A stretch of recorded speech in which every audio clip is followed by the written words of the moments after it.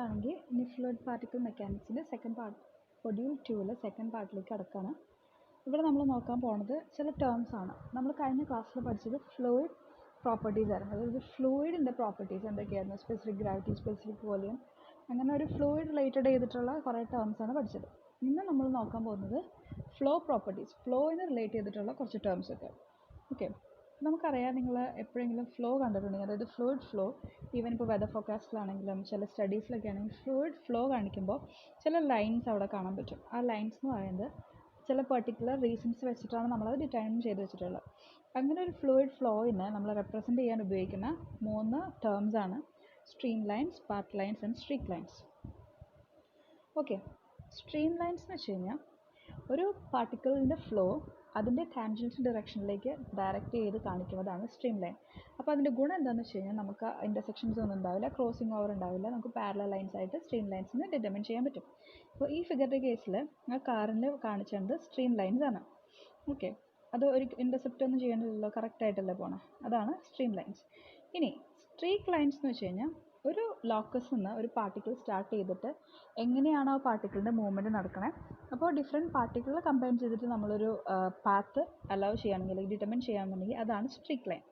Okay, ഇനി ഇപ്പോൾ streak line എന്ന് വെച്ച് കഴിഞ്ഞാൽ നമ്മളൊരു പാത്താണ്, അതായത് ഒരു ലൈനിലൂടെ അല്ലെങ്കിൽ ഒരു ഷേപ്പിലാണ് ആ ഒരു ഫ്ലൂയിഡ് പാർട്ടിക്കിൾ മൂവ് ചെയ്യണമെന്നുണ്ടെങ്കിൽ ആ പാർട്ടിക്കിൾസിൻ്റെ എല്ലാം ലോക്കസും കൊണ്ട് നമ്മൾ ജോയിൻ ചെയ്തിട്ടാണ് എന്ത് വരച്ചാണ്, സ്ട്രീക്ക് ലൈൻ വരച്ചാണ്.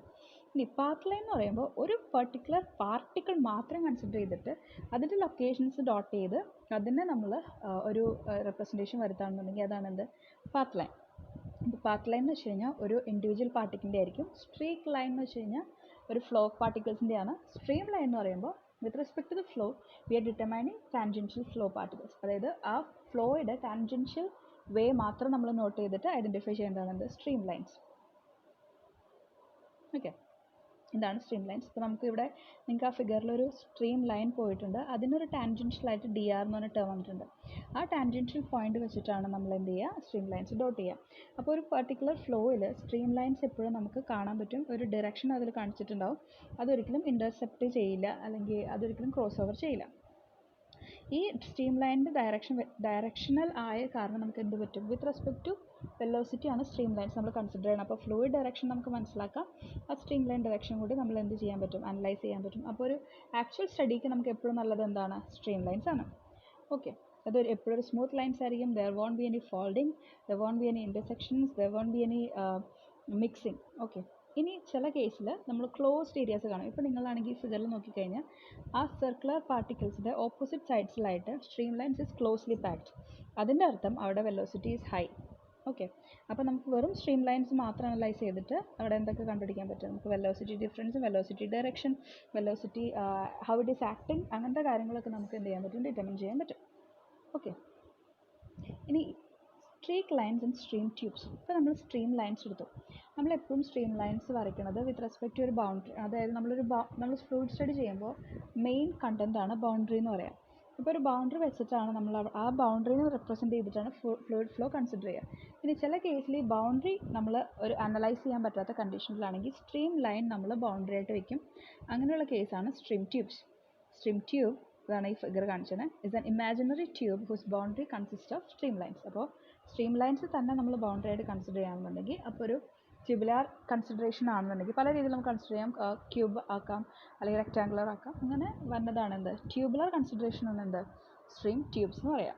ഓക്കെ, ഇനി സ്ട്രീക്ക് ലൈൻ നമ്മൾ എങ്ങനെ കണ്ടുപിടിക്കുക എന്നുള്ളത് എളുപ്പത്തിൽ എന്താ മെത്തേഡ് എന്ന് പറഞ്ഞു കഴിഞ്ഞാൽ, നമ്മളിപ്പോൾ ഒരു ഇങ്ക് ഡോട്ട് ഇടാമെന്നുണ്ടെങ്കിൽ അല്ലെങ്കിൽ ഒരു ഇങ്ക് ആഡ് ചെയ്യുമ്പോൾ അവിടെ ഉണ്ടാവണ ആ സ്പ്രെഡിങ് ഇല്ലേ, ആ സ്പ്രെഡിങ് എന്ന് പറഞ്ഞാൽ എന്തിൻ്റെ ബേസിലാണ്, ആ പാർട്ടിക്കിൾ അലൈൻമെൻറ്റിൻ്റെ ബേസിലല്ലേ, അതാണ് എന്ത്, സ്ട്രീക്ക് ലൈൻസ്. ഒരു ഇൻഡിവിജ്വൽ പാർട്ടിക്ക് മാത്രം നിങ്ങൾക്കൊരു എക്സ്പെരിമെൻ്റലി ഞാനൊരു വാട്ടർ മോളിക്യൂൾ എടുത്തിട്ട് അതിന് ഞാൻ ടാഗ് ചെയ്തു, ഫ്ലോറസൻ ടാഗ്, അങ്ങനെ ഞാൻ സ്റ്റഡി ചെയ്യുമ്പോൾ ആ ഒരു പർട്ടിക്കുലർ പാർട്ടിക്കിളിൻ്റെ മാത്രം മൂവ്മെൻറ്റ് കിട്ടുന്നതാണ് എന്ത്, പാത്ത് ലൈൻ. ഓക്കെ, അപ്പോൾ സ്ട്രീക്ക് ലൈനും പാത്ത് ലൈനും തമ്മിലുള്ള ഡിഫറൻസ് മനസ്സിലായെന്ന് വിചാരിക്കുന്നു. ഇനി ഇത് രണ്ടും അല്ലാതെ നമ്മൾ ടാൻജൻഷ്യൽ, അതായത് വെലോസിറ്റിക്ക് ടാൻജൻഷ്യൽ ആയിട്ട് ഒരു റിസൾട്ടിങ് ഫ്ലോ എടുത്തിട്ട് നമ്മൾ സ്റ്റഡി ചെയ്യുന്നതാണ് എന്ത്, സ്ട്രീം ലൈൻസ് ആണ് നമ്മൾ ഇനിയുള്ള സ്റ്റഡീസൊക്കെ യൂസ് ചെയ്യുക. ഇനി സ്ട്രീം ലൈൻസ് ആണ് ബൗണ്ടറി ആയിട്ട് വന്നതെന്നുണ്ടെങ്കിൽ അതിനെയാണ് നമ്മൾ സ്ട്രീം ട്യൂബ്സ് എന്ന് പറയാം. ഇനി നമുക്ക് ഡിഫറൻഷ്യൽ ഫ്ലോയിൽ നമ്മൾ റൊട്ടേഷൻ ആൻഡ് ഇറൊട്ടേഷണൽ ഫ്ലോ പഠിച്ചിരുന്നു. എന്തായിരുന്നു റൊട്ടേഷണൽ ഫ്ലോ? ഒരു ഫ്ലോ നടക്കുന്ന സമയത്ത് സംടൈംസ് ഒരു ഇൻഡിവിജ്വൽ പാർട്ടിക്കിളിന് ഇറ്റ്സ് ഓൺ ആക്സിസിൽ റൊട്ടേറ്റ് ചെയ്യാൻ ഒരു ടെൻഡൻസി ഉണ്ട്. അതാണ് എന്ത് റൊട്ടേഷണൽ ഫ്ലോ. അതെങ്ങനെ കണ്ടുപിടിക്കുന്നത് വെച്ച് കഴിഞ്ഞാൽ ഒരു പാർട്ടിക്കിൾ അവിടെ വെച്ച് കഴിഞ്ഞാൽ ആ പാർട്ടിക്കിൾ റൊട്ടേറ്റ് ചെയ്തുകൊണ്ടിരിക്കും. ഒരു റെക്റ്റാങ്കുലർ ഒരു സ്ട്രോയുടെ കുഞ്ഞു പീസ് നമ്മളൊരു വാട്ടർ സർഫസിൽ വെച്ചിട്ട് ഫ്ലോ നടക്കുന്ന സമയത്ത് ആ സ്ട്രോ റൊട്ടേറ്റ് ചെയ്യുന്നുണ്ടെങ്കിൽ ആ ഫ്ലോ എന്താണ്? റൊട്ടേഷണൽ ഫ്ലോ ആണ്. അതല്ല ആ പാർട്ടിക്കിൾ എങ്ങനെയാണ് നിങ്ങൾ ആ സർഫസിൽ വെച്ച് അതേ രീതിയിലാണ് ആ സ്ട്രോ മൂവ് ചെയ്തുകൊണ്ടിരിക്കണമെന്നുണ്ടെങ്കിൽ അതെന്താണ്? Irrotational flow. ഓക്കെ, ഇതാണ് നമുക്ക് ഐഡൻറ്റിഫൈ ചെയ്യാനുള്ള ഏറ്റവും എളുപ്പമുള്ള മെത്തേഡ്. ഇനി നമുക്ക് ഈ റൊട്ടേഷൻ്റെ ബേസിൽ വന്നതാണ് സർക്കുലേഷൻ ആൻഡ് വോർട്ടിസിറ്റി. രണ്ടും ഏകദേശം സിമിലർ ആണ്. സർക്കുലേഷൻ എന്ന് പറയുമ്പോൾ കുറച്ചുകൂടി സ്കെയിലർ ആണ്. വോർട്ടിസിറ്റി എന്ന് പറയുമ്പോൾ എന്താ? വെക്റ്റർ ക്വാണ്ടിറ്റി ആണ്. അപ്പോൾ നമ്മൾ സർക്കുലേഷൻ ഉദ്ദേശിക്കുന്നത് എങ്ങനെയാണെന്ന് വെച്ച് കഴിഞ്ഞാൽ ഒരു ഫ്ലൂയിഡ് പാർട്ടിക്കിൾ എന്ന് പറയുന്നത് അത് എങ്ങനെയാണ് റൊട്ടേറ്റ് ചെയ്യണത്. ആ ഒരു പാർട്ടിക്കിൾ നമുക്ക് ഏതൊക്കെ ഡയറക്ഷൻ റൊട്ടേഷൻസ് പഠിച്ചിട്ടുണ്ട്? ക്ലോക്ക് വൈസ് ഉണ്ട്, കൗണ്ടർ ക്ലോക്ക് വൈസ് ഉണ്ട് ഡയറക്ഷൻസ്. അപ്പോൾ ഒരു പാർട്ടിക്കിൾ റൊട്ടേറ്റ് ചെയ്യണതിനെയാണ് എന്തെന്ന് പറയുക? സർക്കുലേഷൻ എന്ന് പറയാം. ഇനി സർക്കുലേഷൻ ഏത് ഡയറക്ഷനിലാണെന്ന് കണ്ടുപിടിക്കാൻ വേണ്ടിയിട്ട് ക്ലോക്ക് വൈസ് സർക്കുലേഷൻ ആണോ കൗണ്ടർ ക്ലോക്ക് വൈസ് സർക്കുലേഷൻ ആണോ എന്ന് കണ്ടുപിടിക്കാൻ വേണ്ടി നമ്മൾ ഉപയോഗിക്കുന്ന ഇക്വേഷൻ എന്ന് പറയുന്നത് u.dl where u is the velocity and l is the length. Okay, അപ്പോൾ ഇത് വെച്ചിട്ട് നിങ്ങൾക്ക് കിട്ടുന്ന വാല്യൂ സിയുടെ വാല്യൂ ഒരു പോസിറ്റീവ് വാല്യൂ ആണെന്നുണ്ടെങ്കിൽ അത് കൗണ്ടർ ക്ലോക്ക് വൈസ് ആണ് റൊട്ടേറ്റ് ചെയ്യുന്നത്. സിയുടെ വാല്യൂ നെഗറ്റീവ് വാല്യൂ എന്നുണ്ടെങ്കിൽ അത് ക്ലോക്ക് വൈസ് ആണ് റൊട്ടേറ്റ് ചെയ്യുക. ഇനി സർക്കുലേഷൻ ഞാൻ പറഞ്ഞു ഒരു സ്കെയിലർ ക്വാണ്ടിറ്റി ആണ്. പക്ഷേ വോർട്ടിസിറ്റി എന്ന് പറയുന്നത് എന്താ പറയുക, ഒരു വെക്റ്റർ ക്വാണ്ടിറ്റി ആണ്. ഡയറക്ഷൻസ് ഓഫ് പാർട്ടിക്കിൾ കൂടി നമ്മൾ കൺസിഡർ ചെയ്യേണ്ടി വരും. ഓക്കെ, അപ്പോൾ വോർട്ടിസിറ്റി നമ്മൾ സ്റ്റഡി ചെയ്യുകയാണെന്നുണ്ടെങ്കിൽ ഒരു റൊട്ടേഷനിൽ എങ്ങനെയാണ് റൊട്ടേഷൻ നടക്കുന്നത് എന്നുള്ള കാര്യം നമുക്ക് അവിടെ നിന്ന് കണ്ടുപിടിക്കാൻ പറ്റും. വോർട്ടിസിറ്റി കണ്ടുപിടിക്കാൻ പറ്റും. ഇപ്പോൾ നിങ്ങൾക്ക് ഈ ഫിഗറിൽ സർക്കുലേഷൻ കണ്ടെത്തിയത് സർക്കുലർ ആണെന്ന് മനസ്സിലായി. പക്ഷേ വോർട്ടിസിറ്റി നോക്കിക്കഴിഞ്ഞാൽ ആ പാർട്ടിക്കിൾ മൂവ്മെൻറ്റ് വെച്ചിട്ട് എന്തുകൊണ്ടാണ് അത് റൊട്ടേറ്റ് ചെയ്യണം എന്നുള്ള കാര്യം നമുക്ക് മനസ്സിലാക്കാൻ പറ്റും. അതാണ് വോർട്ടിസിറ്റി സ്റ്റഡിയുടെ ഗുണം. നമ്മൾ പൊതുവെ പഠിക്കുന്നത് വോർട്ടിസിറ്റിയാണ്. ഓക്കെ, ഇനി വോർട്ടിസിറ്റിയുടെ ഇക്വേഷൻ എന്ന് പറയുന്നത് v.ds നേരത്തെ തന്നെ, പക്ഷേ സ്കെയിലർ ക്വാണ്ടിറ്റീസ് ആണ്, വെക്റ്റർ ക്വാണ്ടിറ്റീസ് ആണ് നമ്മൾ യൂസ് ചെയ്യുക. Velocity into ds. ds എന്ന് പറയുന്നത് ഒരു പർട്ടിക്കുലർ ഏരിയയുടെ ds, ഒരു ലെങ്ത് ആണ് ഉദ്ദേശിക്കുന്നത്, ds എന്ന് പറയാം.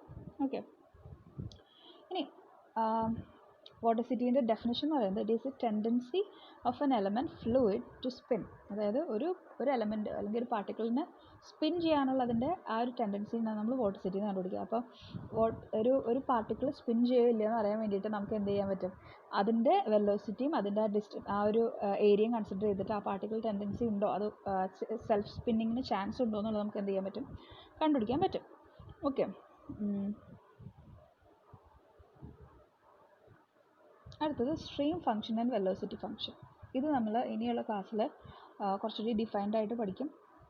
സ്ട്രീം ഫംഗ്ഷൻ എന്ന് പറയുന്നത് ഒരു ഫംഗ്ഷനാണ് with respect to space and time.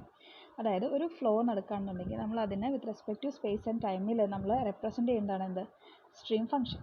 ഇനി if stream function exist it is possible case fluid flow which may be rotation. അപ്പോൾ സ്ട്രീം ഫംഗ്ഷൻ നിങ്ങൾക്ക് കണ്ടുപിടിക്കാൻ പറ്റുകയാണെന്നുണ്ടെങ്കിൽ അതിൻ്റെ കേസ് ഒന്നെങ്കിൽ ആ ഒരു ഫ്ലൂയിഡ് എന്തിലായിരിക്കാം, ഒന്നെങ്കിൽ റൊട്ടേഷൻ ആയിരിക്കാം അല്ലെങ്കിൽ ഇൻറ്റർ റൊട്ടേഷനിലാവാൻ ചാൻസ് ഉണ്ട്. അപ്പോൾ സ്ട്രീം ഫംഗ്ഷൻ അനാലിസിസ് വഴി നമുക്ക് എന്ത് കണ്ടുപിടിക്കാൻ പറ്റും? റൊട്ടേഷൻ ആണോ റൊട്ടേഷണൽ ഫ്ലോ ആണോ കണ്ടുപിടിക്കാം. ഇനി സ്ട്രീം ഫംഗ്ഷൻ നമ്മൾ കൺസിഡർ ചെയ്യാൻ ഉപയോഗിക്കുന്ന ടേം എന്ന് പറയുന്നത് ഫൈ ആണ്. ഫൈ. ഓക്കെ, ഇനി അതിൻ്റെ ഇക്വേഷൻ എന്ന് പറയുന്നത് ഒരു ലാപ്ലേക്ക് ഇക്വേഷനിലാണ് നമ്മളത് സാറ്റിസ്ഫൈ ചെയ്യാൻ നോക്കുക. ഒരു ഇറൊട്ടേഷണൽ ഫ്ലോയുടെ കേസിൽ stream function will be 0. That is doh square psi by Dr x square plus Dr square square by Dr y square is equal to 0. Stream function അവിടെ ഇല്ല, അതുകൊണ്ട് അതെന്താണ്? ഇറൊട്ടേഷണൽ ഫ്ലോ ആണ്. നേരെ കേസിൽ തിരിച്ച് ഡോ square psi by Dr x square plus Dr square psi by Dr y square not equal to 0 ആണെന്നുണ്ടെങ്കിൽ എന്താണ് ചാൻസ്?